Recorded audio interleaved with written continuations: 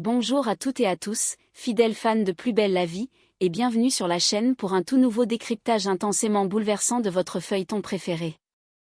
Aujourd'hui, nous allons plonger ensemble dans l'épisode 385, diffusé ce lundi 28 juillet 2025 sur TF1. Et le moins que l'on puisse dire, c'est que cet épisode marquera un avant et un après. Tout commence dans une atmosphère feutrée mais électrique, alors que Vadim franchit une ligne rouge. En s'introduisant dans les dossiers médicaux de Patrick Nebou, il met les deux pieds dans une zone interdite. Mais derrière cet acte illégal se cache une blessure bien plus ancienne, une quête existentielle profonde, viscérale.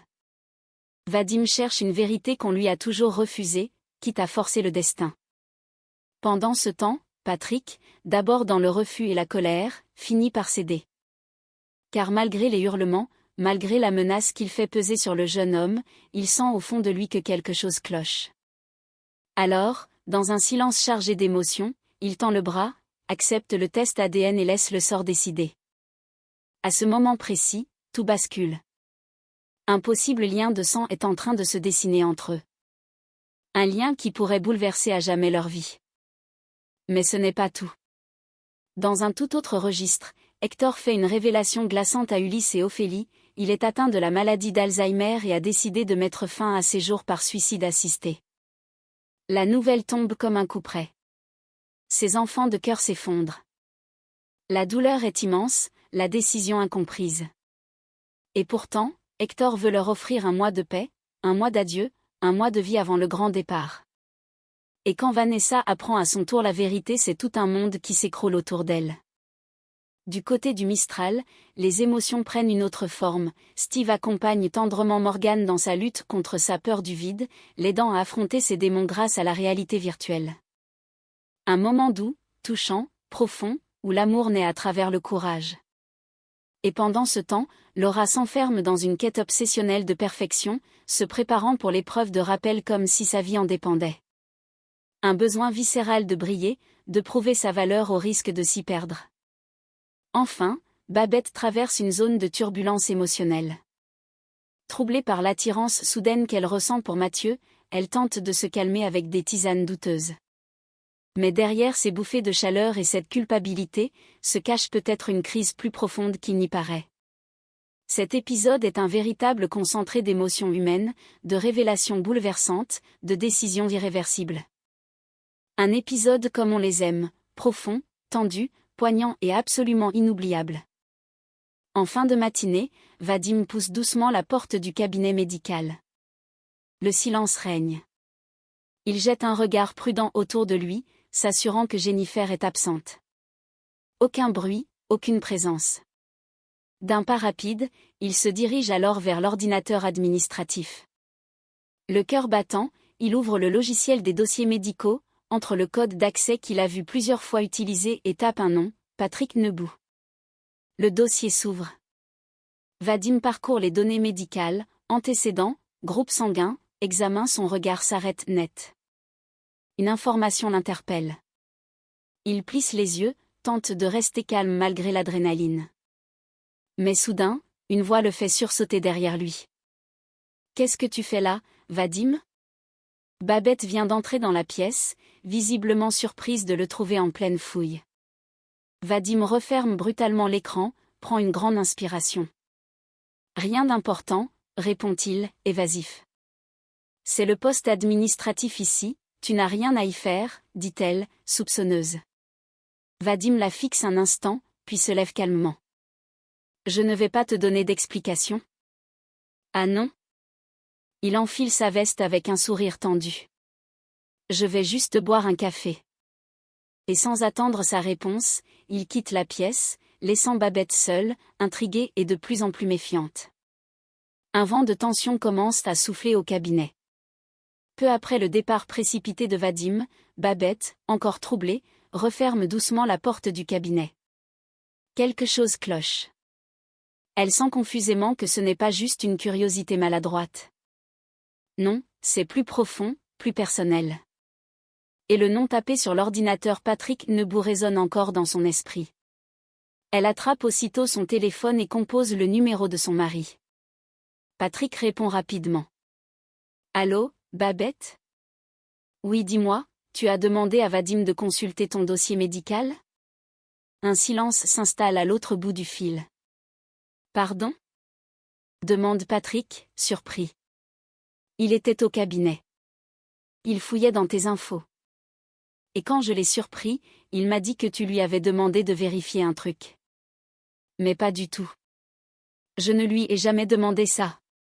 S'exclame Patrick, désormais sur la défensive. Le ton de Babette change, plus grave. Alors pourquoi il mentirait là-dessus? Pourquoi il s'intéresse à toi, à ton dossier? Il avait l'air déterminé. Patrick, visiblement tendu, reste silencieux un instant. Je vais m'en occuper. Ne lui parle plus de ça pour l'instant, d'accord? Tu crois qu'il fouille pour une raison précise? J'en suis presque sûre. Et maintenant, je veux savoir laquelle.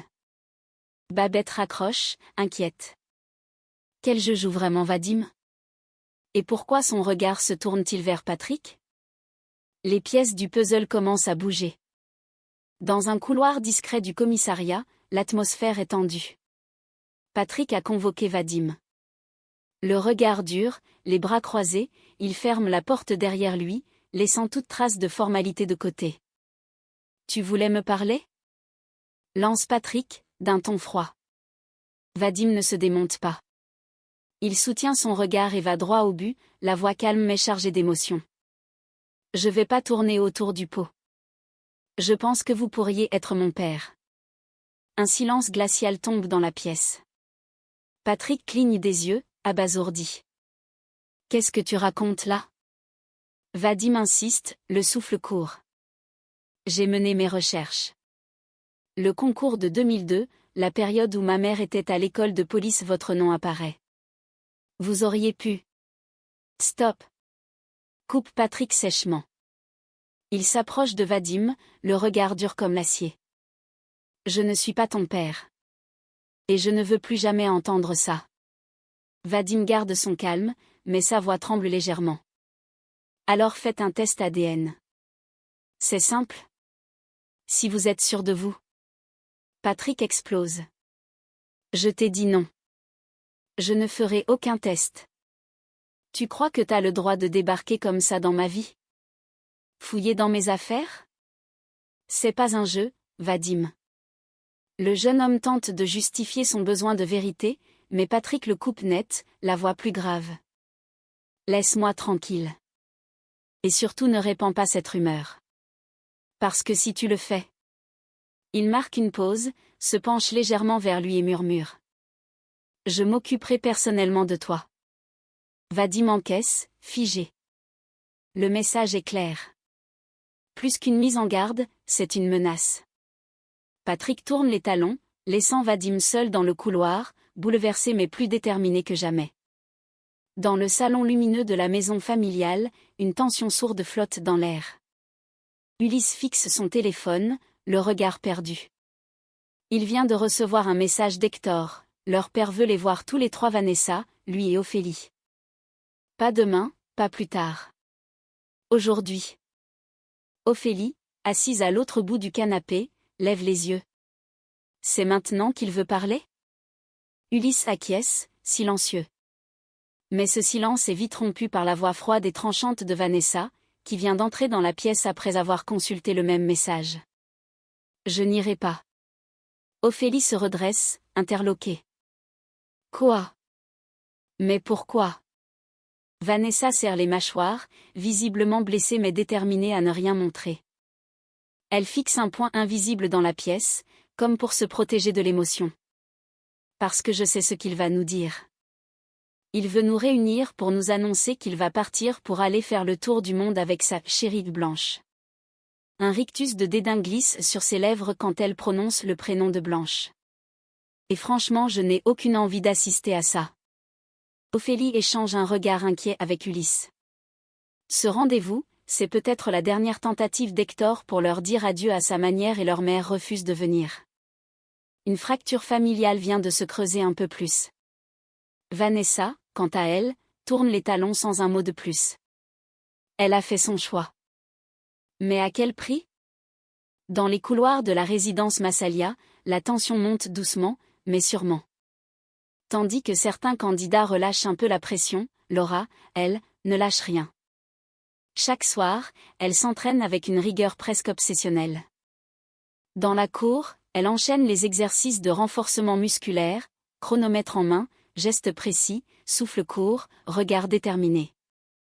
Sa sœur Morgane, qui la croise à peine entre deux allers-retours, l'observe avec inquiétude. Mais Laura, concentrée comme jamais, ne se laisse pas distraire. Elle ne parle presque plus, elle agit. Elle révise les gestes du saut, simule les appuis au sol, vérifie la solidité des mousquetons factices qu'elle utilise pour répéter les manœuvres. Jeudi, c'est l'épreuve de saut en rappel, et Laura ne veut laisser aucune place au hasard. Pour elle, l'échec n'est pas une option. Elle veut prouver à tous, à Delma, à Patrick, à sa sœur mais surtout à elle-même, qu'elle est la meilleure. Un soupçon de rage, un brin de solitude, beaucoup de pression et derrière tout cela, une question qui plane, jusqu'où Laura est-elle prête à aller pour rester première ? Dans le salon baigné par une lumière douce de fin d'après-midi, l'ambiance est lourde, suspendue. Hector fixe tour à tour Ophélie et Ulysse, ses yeux brillent, mais sa voix reste calme. Il leur annonce l'impensable, avec une pudeur bouleversante. J'ai la maladie d'Alzheimer. Un silence. Puis, il continue, droit, déterminé. Et j'ai choisi le suicide assisté. Ulysse blêmit. Il tente de garder contenance, mais sa voix tremble quand il demande. C'est. Pour quand ? Hector prend une longue respiration, puis lâche la date comme une sentence. Le 4 septembre. Ophélie, abasourdie, se redresse sur son siège, les larmes aux yeux. Mais c'est dans un mois, c'est beaucoup trop tôt. Hector baisse les yeux. Il sait que c'est un coup dur. Mais il ne veut ni la pitié, ni la révolte. Il cherche simplement à leur offrir la vérité et un peu de paix. Il leur dit qu'il veut profiter de ce dernier mois avec eux, avec ceux qu'il aime.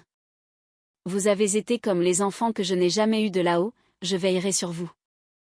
Plus tard, le choc continue de résonner. Ulysse et Ophélie, encore bouleversés, retrouvent Vanessa. Il lui dévoile ce qu'Hector ne lui a pas encore dit, sa maladie. Vanessa s'effondre presque. Elle refuse d'y croire, elle refuse cette décision irrévocable. Sa voix se brise quand elle murmure. Il n'a pas le droit, pas comme ça. Mais Hector, lui, a fait son choix. Le compte à rebours a commencé. Dans la chambre baignée d'une lumière tamisée, Morgane est assise en tailleur sur son lit, l'air tendu. Elle sursaute légèrement lorsque Steve frappe doucement à la porte, puis entre avec un sourire rassurant, un casque de réalité virtuelle dans les mains. « Je sais que t'as menti à Laura », dit-il doucement, sans colère. « L'hypnose, c'est du bluff, pas vrai ?» Morgane baisse les yeux, un peu honteuse, avant d'acquiescer d'un signe de tête. Elle murmure. « Je voulais pas l'inquiéter. Mais c'est plus fort que moi, dès que je pense au vide, je panique. » Steve s'approche, s'assoit à ses côtés, et lui tend le casque. « Alors on va l'affronter, ce vide. Petit à petit. T'es pas seul. » Morgane le regarde, hésitante. « Je vais pas y arriver. Rien que l'idée me tétanise. » Mais Steve garde sa voix posée, calme, presque encourageante. « Tu vas y arriver. Parce que t'es pas juste forte, t'es courageuse. Et surtout, parce que t'as pas à le faire seule. Je suis là. » Il l'aide à enfiler le casque, lance le programme de simulation. La chambre devient alors pour Morgane une falaise abrupte. Son souffle s'accélère, elle recule d'instinct. « J'y arrive pas, Steve, j'ai l'impression de tomber. » Mais il reste près d'elle, pose une main ferme et douce sur son bras. « Respire. Tu ne tombes pas. T'es là, avec moi. T'as déjà fait face à pire. Allez, encore 10 secondes. » Petit à petit, guidée par sa voix, Morgane reste dans la simulation. Tremblante, mais debout. Un début. Une victoire. Elle retire le casque, le cœur battant, les joues humides. « J'ai tenu. » Steve sourit, fier d'elle. « Et demain, tu tiendras encore plus longtemps. Dans son regard, Morgan lit une promesse silencieuse, il ne la laissera jamais tomber. Installée à une table en terrasse du Mistral, à l'ombre d'un parasol, Jennifer et Sorigny sirotent tranquillement un smoothie glacé. L'atmosphère est légère, complice. Jennifer éclate de rire en repensant à sa matinée. Et là, il renverse tout son café sur l'imprimante. Tu devrais voir la tête de Mathieu. Elle mime la panique de son collègue, les mains en l'air, et Sorigny rit de bon cœur. Il secoue doucement la tête, amusé. Franchement, il a toujours le chic pour créer des catastrophes dans la bonne humeur, celui-là. Le silence revient un instant, mais il n'est pas pesant. Sorigny fixe Jennifer, un sourire attendri au coin des lèvres. Son regard se fait plus doux, presque hésitant. Tu sais, ton sourire, ta lumière, tout ça va me manquer, là-bas. Jennifer le regarde, un peu surprise. Elle baisse légèrement les yeux, touchée. Tu pars pour combien de temps, déjà? 3 mois. Peut-être plus. Le Cambodge, ça va être intense mais moins lumineux sans toi. Un frisson traverse Jennifer. Le compliment n'est pas lourd. Il est sincère, tendre. Elle répond par un sourire timide, les joues légèrement rosées. Je te laisserai une photo de moi en train de me battre avec l'imprimante, si tu veux. Il rit à nouveau, mais un silence différent s'installe. Celui d'un lien qui se crée, discret, peut-être fragile, mais bien réel. Une complicité qui, doucement, dépasse l'amitié professionnelle. Au pavillon des fleurs, l'ambiance est feutrée, baignée de la lumière douce d'une fin d'après-midi. Luna s'affaire à ranger quelques coussins quand Babette débarque, un peu agitée, le regard fuyant, l'air de celle qui a besoin de parler sans vraiment savoir par où commencer. « T'as 2 minutes ?» demande-t-elle, visiblement troublée. Luna l'invite à s'asseoir dans un fauteuil moelleux. Babette s'installe, croise les bras, hésite, puis finit par lâcher dans un souffle. J'ai vu Mathieu torse nu ce matin quand il se changeait, après avoir renversé son café. Luna arque un sourcil, amusée. Et alors? Il fait du sport, non?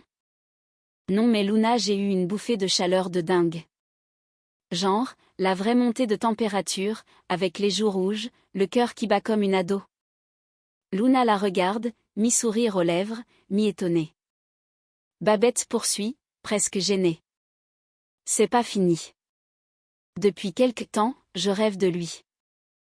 Et pas des rêves innocents, hein. Elle baisse les yeux, gênée. Puis, elle sort un thermos de son sac et le pose devant elle.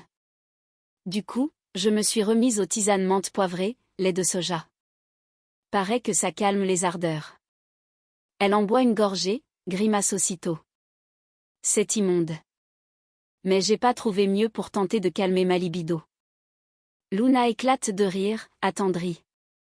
Tu veux que je t'envoie en retraite monastique aussi? Babette lève les yeux au ciel. Très drôle. N'empêche que je suis paumée. Je suis mariée. Et pourtant. Luna la regarde, plus sérieusement cette fois. Tu vis un bouleversement, Babette. Peut-être que ça révèle autre chose ou peut-être que c'est juste une attirance passagère. L'important, c'est ce que tu veux vraiment. Babette hoche la tête lentement, pensive. Sa tasse encore chaude dans les mains, elle sait qu'elle devra bientôt faire un choix. Mais pour l'instant, elle savoure ce moment de confidence, et la tisane aussi dégoûtante soit-elle. Dans le bureau feutré du commissariat, Boé referme doucement le dossier qu'il vient d'éplucher pendant plusieurs heures. Face à lui, Patrick Nebout reste impassible, les bras croisés, prêt à entendre ce qu'il redoutait peut-être. J'ai fait des recherches approfondies sur Vadim Lyotta et sur sa mère, Florence. Le ton de Boé est grave. Il sait que ce qu'il s'apprête à dire ne laissera pas Patrick indifférent. Il poursuit, regardant son supérieur dans les yeux. Elle a été internée plusieurs fois en hôpital psychiatrique. Des épisodes dépressifs lourds, récurrents. Elle touche l'allocation adulte handicapé depuis plus de 20 ans. Patrick fronce les sourcils. Boé enchaîne, plus doucement. Vadim a grandi dans un environnement instable, parfois dangereux. Petit, il volait pour survivre. Il n'y avait pas d'autre choix. Un court silence s'installe, puis Boé ouvre la dernière page du dossier. À 11 ans, Florence a rencontré un homme, Grégory Lyotta. Il a reconnu Vadim légalement, lui a donné son nom. Mais ça n'a pas duré. Patrick semble de plus en plus tendu. Grégory est parti quelques mois plus tard. Il a refait sa vie à Amiens, a fondé une famille. Aujourd'hui, il ne donne plus signe de vie, ni à Florence ni à Vadim. Patrick, silencieux, garde les yeux baissés, pensif. Boé ose une dernière remarque, avec une pointe d'inquiétude. Le gamin s'est construit tout seul, dans la rage et la survie. Alors s'il cherche des réponses aujourd'hui, c'est qu'il en a été privé toute sa vie. Dans l'atmosphère lourde du bureau, Patrick comprend que ce qu'il prenait pour de l'insolence ou de la provocation chez Vadim, n'était peut-être qu'une immense blessure encore à vif. Le lendemain matin, dans le calme du cabinet médical encore endormi, Vadim sursaute légèrement en entendant la porte s'ouvrir. Il lève les yeux et c'est Patrick Nebout. Le commandant entre d'un pas lent, le regard plus posé qu'à l'accoutumée. Vadim se redresse aussitôt, un brin sur la défensive. Mais Patrick prend la parole sans détour, d'une voix calme, presque fatiguée. « J'ai beaucoup réfléchi et tu as raison. On ne peut pas rester avec ce doute entre nous. » Vadim le fixe, étonné par ce ton si inhabituel chez lui. Patrick inspire, s'avance et tend son bras. « Si on doit être fixé, alors faisons-le. Une bonne fois pour toutes. » Un silence s'installe. Vadim, troublé, récupère doucement le matériel de prélèvement posé sur le plateau médical. Il enfile ses gants, visiblement ému, mais concentré. Le geste est simple, un frottis buccal à l'intérieur de la joue. Mais derrière cette simplicité, c'est toute une vie qui vacille. Patrick, impassible en apparence, serre la mâchoire. Vadim, en silence, range l'écouvillon dans le tube prévu à cet effet. Il ferme le flacon d'un geste net, presque cérémoniel. Un dernier échange de regards intenses les traverse. Ni l'un ni l'autre ne dit un mot. Parce que désormais, plus rien ne pourra être comme avant. Le sang va parler. Et la vérité, bonne ou mauvaise, sera bientôt là. Et voilà, chers amis, vous venez de découvrir le résumé complet de cet épisode 385 hors norme de Plus belle la vie. Un épisode intense, riche, magistralement écrit, qui aborde avec finesse des thématiques universelles, la filiation, la vérité, le deuil, la peur, la loyauté mais aussi l'amour, le dépassement de soi, et l'irréversible passage du temps. On retiendra surtout ce face-à-face déchirant entre Vadim et Patrick, où l'un cherche désespérément un père et où l'autre tente encore de nier une paternité qui pourrait bien être réelle. Mais lorsque Patrick accepte le test ADN, il ouvre une porte qu'il ne pourra plus refermer. Le regard qu'ils échangent à la fin silencieux, chargé de tension, mais aussi d'espoir nous laisse présager un bouleversement profond dans les prochains épisodes. On n'oubliera pas non plus le choix tragique d'Hector, prêt à partir dignement avant que la maladie ne lui prenne tout. Ce sont des adieux qui se préparent, une page qui se tourne, et des cœurs qui s'ouvrent, malgré la douleur. La réaction de Vanessa, bouleversée, nous rappelle à quel point l'amour filial même imparfait est indestructible. Du côté de la résidence Massalia, Laura pousse son corps et son mental jusqu'à l'extrême, tandis que Morgane commence, doucement, à apprivoiser sa peur avec Steve. Deux jeunes femmes que tout oppose, mais que la compétition et la vulnérabilité rapprochent inexorablement. Et au cœur du Mistral, les émotions continuent de battre à fleur de peau. Entre Babette troublée par ses désirs et Jennifer touchée par la tendresse de Sorigny, les histoires d'amour ou de troubles intérieurs ajoutent leur note douce amère à cet épisode déjà si riche. Alors, que va révéler le test ADN?